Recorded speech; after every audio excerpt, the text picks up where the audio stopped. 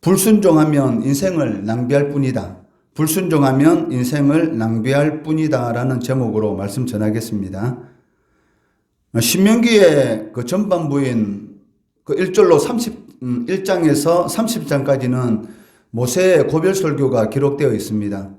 이러한 모세의 고별 설교는 그 세 부분으로 나누어 볼 수가 있는데, 첫 번째 부분은 1장 1절에서 4장 43절까지로 이스라엘에게 율법이 주어진 배경, 그리고 율법 순종에 대한 근거를 제시하고 있습니다.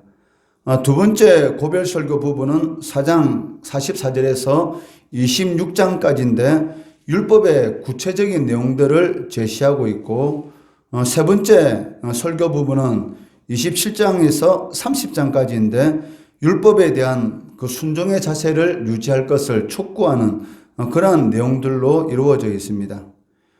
이 중에 오늘 본문 말씀은 첫 번째 고별 설교가 시작되는 이 부분으로 그 30장까지의 고별 설교 전체의 머리말이다라고 할 수가 있겠습니다. 그렇기 때문에 오늘 본문 말씀해 보시면 모세의 고별 설교가 행해진 이 공간적 배경과 시간적 배경에 대해서 잘 설명하고 있습니다. 1절 말씀해 보시면 설교자는 모세이고 설교를 행한 장소는 요단강 동편 모압 평지다라는 것을 밝히고 있습니다. 그리고 3절 4절에서는 고별 설교를 행한 시기가 출애굽 40년 11월 1일이라는 것을 밝히고 있고, 설교의 주 내용은 여호와께서 주신 모든 명령들이다라는 것을 보여주고 있습니다. 그리고 이때가 아모리 왕 시온과 바산 왕 옥을 무찌른 이유라라는 것도 밝히고 있다는 것입니다.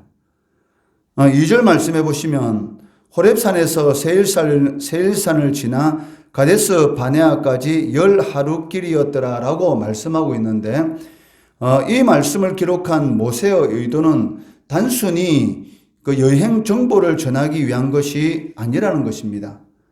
10하루 길밖에 되지 않는 가나안 접경까지 도착하는 데 있어서 이스라엘 백성들이 40년이라는 긴 세월이 걸려 도착했다라는 그런 사실을 이렇게 보여주고 있는데, 10하루 길밖에 되지 않는 거리, 그리고 40년 동안이나 방황했다라는 것을 이렇게 대조시키고 있다는 것입니다.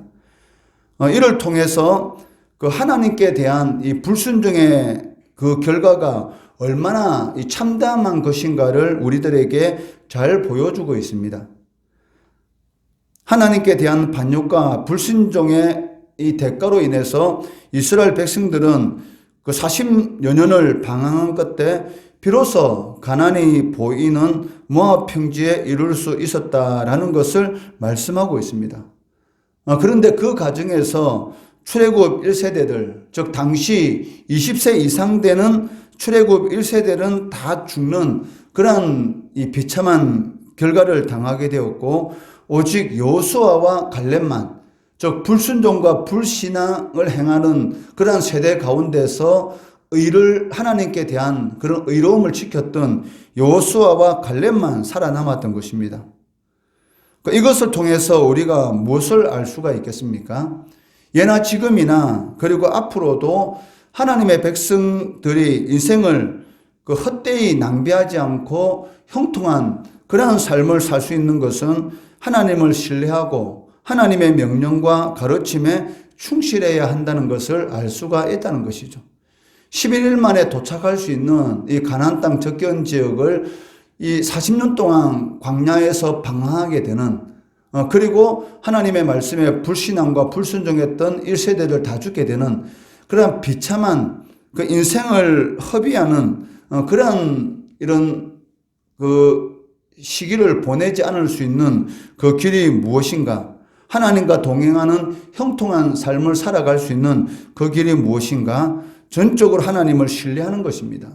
눈으로 보이는 이런 광야와 같은 물도 없고 그리고 먹을 양식도 없는 마치 이 앞날의 인생에 대한 그런 아무런 그런 비전도 없을 것 같은 그런 두려운 환경에 처한다 할지라도 전적으로 하나님을 신뢰할 수 있는 그러한 신앙이 그러한 모든 것들을 극복할 수 있다는 것이죠. 만약에 그러한 눈에 보이는 환경 때문에 그 하나님을 신뢰하지 않게 된다면 진짜로 인생을 헛되이 낭비하는 그러한 결과를 겪게 된다는 것입니다. 그런데 이러한 출애굽 1세대들의 죽음은 가나안 땅을 목전에 두고 있었던 출애굽 2세대들에게 있어서는 큰 문제거리가 되었습니다. 그것은 율법을 후손들에게 전수하고 가르칠 세대가 다 멸절하고 말았던 것이기 때문입니다. 그렇기 때문에 모세는 가나안 땅을 목전에 두고 있는 출애굽 2세대들에게 하나님의 자녀들이, 즉 하나님의 백성들이 지켜야 할 율법이 무엇인지 그러한 내용에 대해서 가르치게 되었고, 그들로 하여금 가나안 땅에 들어가게 되면 많은 이런 우상들이 있을 것인데 그런 우상들을 섬기면 안 되고 오로지 하나님만 섬기도록 하기 위해서 이 광야 40년 동안의 이스라엘 백성들의 여정, 사람이 살 수 없는 그러한 척박한 땅에서도 살아남을 수 있는 그 길이 무엇이었던가? 바로 하나님을 전적으로 신뢰했을 때 하나님께서 이스라엘 백성들에게 필요한 모든 것들을 다 공급해 주셨다는 것입니다.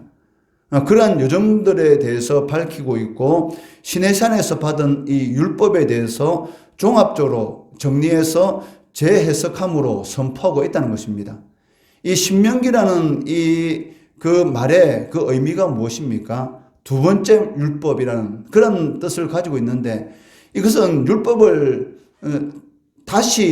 다른 율법을 다시 선포했다라는 그런 의미가 아니고 시내산에서 하나님께서 이스라엘 백성들에게 주신 그 율법을 그 출애굽 2세대들에게 쉽게 설명했다.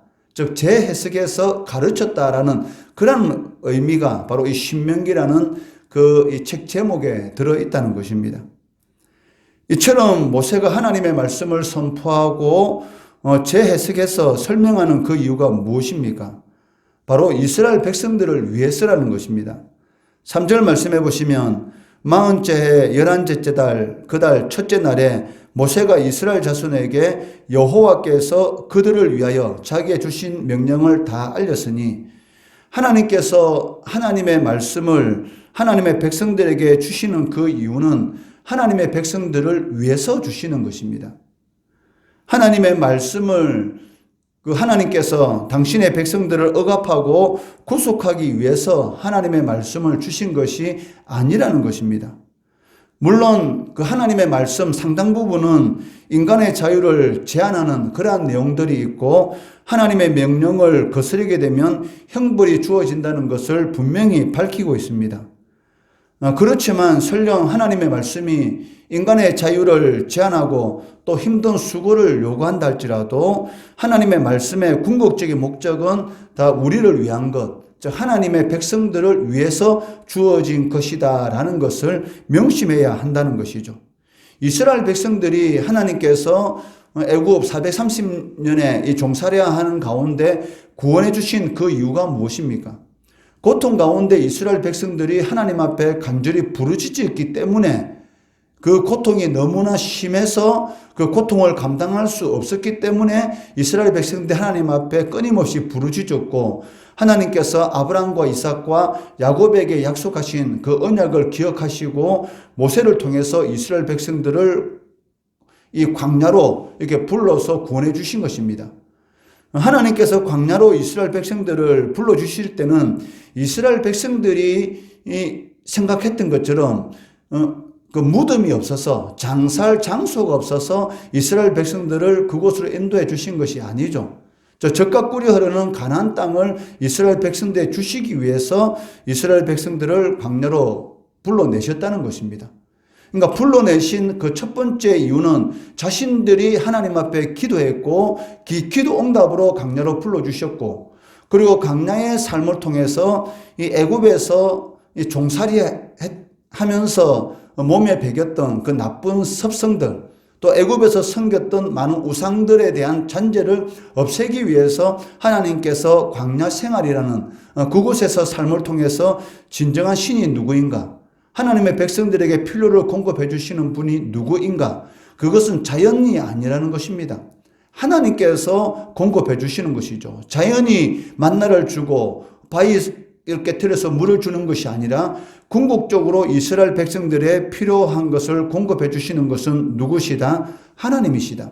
이것을 가르쳐 주시기 위해서 하나님께서 이스라엘 백성들의 광야의 길을 걷도록 한 것이죠. 그 40년 동안 이스라엘 백성들에게 부족한 것이 무엇이 있습니까? 옷이 낡아지지 않고 신발이 헤어지지 않는 필요한 것을 제때 공급해 주시는 그런 하나님의 동행하심, 하나님의 은혜가 있었다는 것입니다. 마찬가지로 하나님께서 이스라엘 백성들에게 하나님의 말씀에 순종하는 그러한 삶을 살도록 촉구하는 이유는 하나님의 백성들을 위한 그러한 목적이라는 것이죠. 부모가 자녀를 제한하고 무엇을 자녀들에게 요구할 때는 그것은 자녀를 억압하고 구속하기 위한 것이 아닌 것과 똑같습니다. 자녀들로 하여금 바른 길로 가게 하고 올바른 인격을 갖추어서 많은 사람들에게 존경받는 그러한 삶을 살아가기 위해서 끊임없이 부모님들은 자녀들의 자유를 제한하고 끊임없이 무엇인가를 요구하고 있다는 것입니다. 지혜로운 자녀는 그 부모님의 뜻을 알고 그 부모님 말에 순종하게 되죠. 그를 통해서 그 자녀의 인격이 올바른 인격, 즉 어리석은 인생을 헛되이 낭비하는 그러한 삶을 살지 않는 그러한 길을 걸어가게 됩니다. 그러나 어리석은 자녀들은 이러한 부모의 말을 듣지 않습니다. 자기가 인생을 똑바로 살아갈 것처럼 자신의 생각을 가지고 살아가다가 결국은 이 헛되이 인생을 낭비하는 그러한 삶을 살아가게 되고 결혼하고 자신도 자식을 낳게 되면 왜 부모가 그렇게 잔소리를 하고 자신에게 많은 것을 요구했는지 그때 되어서 깨닫게 되고 자신도 똑같이 자신의 자녀들에게 그렇게 자유를 제한하고 많은 것을 요구하는 그러한 모습을 하고 있다는 것이죠. 이처럼 하나님의 자녀들이 진정으로 지혜롭다면 하나님의 말씀과 명령에 순종하는 그러한 삶을 살아가게 될 것입니다. 왜? 그 목적이 그 하나님의 자녀들을 위해서 잘 되도록 하시기 위해서 주신 것이기 때문이라는 것입니다. 그렇기 때문에 하나님의 명령에 대해서는 그것이 무엇이든지 불평하지 말고 겸손히 순종해야 한다는 것입니다. 좋으신 하나님께서 하나님의 백성들에게 복을 주시지 결코 해롭게 하시는 분이 아니시기 때문입니다. 자신의 아들을 아끼지 아니하고 주신 하나님께서 좋은 것을 하나님의 자녀들에게 주시지 않겠느냐? 반드시 좋은 것을 주십니다. 우리가 좋지 않다라고 잘못된 판단을 하고 있기 때문인 것이지 하나님께서 인생들에게 허락하는 모든 일들은 다 좋은 것이다 라고 생각하게 되면 거기에 원망하고 불평할 필요가 없다는 것입니다. 왜 우리가 자꾸 시기하고 질투하는 그 이유가 무엇입니까? 하나님의 절대 섭리, 하나님의 절대 주권을 인정하지 않기 때문이죠. 왜 나에게는 이것을 주지 않지? 왜 내보다 못한 사람에게는 저것을 주는 거야? 라고 시기하고 질투하고 불평하고 원망하는 이유는 하나님으로부터 모든 것이 나온다라는 그러한 하나님의 절대 주권을 인정하지 않기 때문에 자꾸 시기하고 질투하고 자신의 인생을 갉아먹는 그러한 삶을 살아가고 있다는 것입니다. 11길밖에 되지 않는 길을 40년이라는 긴 세월에 걸쳐 도착하는 어리석은 그러한 인생을 살면 되겠습니까? 사실 이스라엘의 불신앙과 불순종이 낳은 40년이라는 이 숫자, 이것은 두 가지 의미가 있습니다. 첫째는 과거의 역사를 돌아보는 그러한 계기가 되는 것이고 동시에 하나님께서 정하신 그런 징계의 기간이 끝나고 이제는 약속의 성취, 즉 가나안 땅에 주어지는 미래를 기대하게 하는 그러한 숫자다라고도 할 수가 있을 것입니다. 또한 현재 시점에서 이스라엘이 다시 새롭게 각오를 해야 할 시기라는 것을 가르쳐주는 그러한 숫자가 바로 이 40년이라는 이러한 숫자입니다. 모세가 죽기 전에 모압 평지에서 가나안 땅을 바라보면서 자신은 비록 들어가지 못한다 할지라도 이제 들어갈 출애굽 2세대들에게 이 40년이라는 이 숫자를 강조하는 그 이유는 바로 출애굽 1세대들, 즉 아버지 세대들이 걸어간 그 길을 걷지 말고 또 이제는 징계의 기간이 끝나고 가나안 땅에 들어갈 것인데 이 약속의 성취가 될 것을 보게 된다는 것이고 그러한 시점에서 이 출애굽 2세대들이 어떤 결단을 하고 그 가나안 땅에 들어가야 되는가 그것을 이 40년이라는 이 숫자를 통해서 모세가 이스라엘 출애굽 2세대들에게 가르치고 있다는 것입니다. 마찬가지로 코로나 팬데믹이라는 상황을 겪고 있는 이 시점에서 우리도 다시 한번 우리의 신앙을 점검해 볼 필요가 있다는 것입니다. 상황과 환경에 의해서 영적 게으름이 우리의 신앙 가운데 나타나고 있는 것은 아닌지, 혹 나도 모르는 사이에 영적 게으름에 빠져 있는 것은 아닌지, 이것을 잘 살펴볼 필요가 있다는 것입니다. 그로 인해서 하나님의 축복된 이 약속의 성취를 지연시키는 그런 어리석은 신앙의 모습을 가지고 살아가고 있는 것은 아닌지를 돌아보는 그러한 시간이 되어야 한다는 것이죠. 이 시간, 새벽 기도의 이 시간, 오늘 이 본문 말씀을 통해서 과연 우리는 인생을 허비하고 헛되이 하는 그러한 시간을 보내고 있는 것은 아닌지 돌아보시는 귀한 기도의 시간이 되기를 주의 이름으로 축원합니다.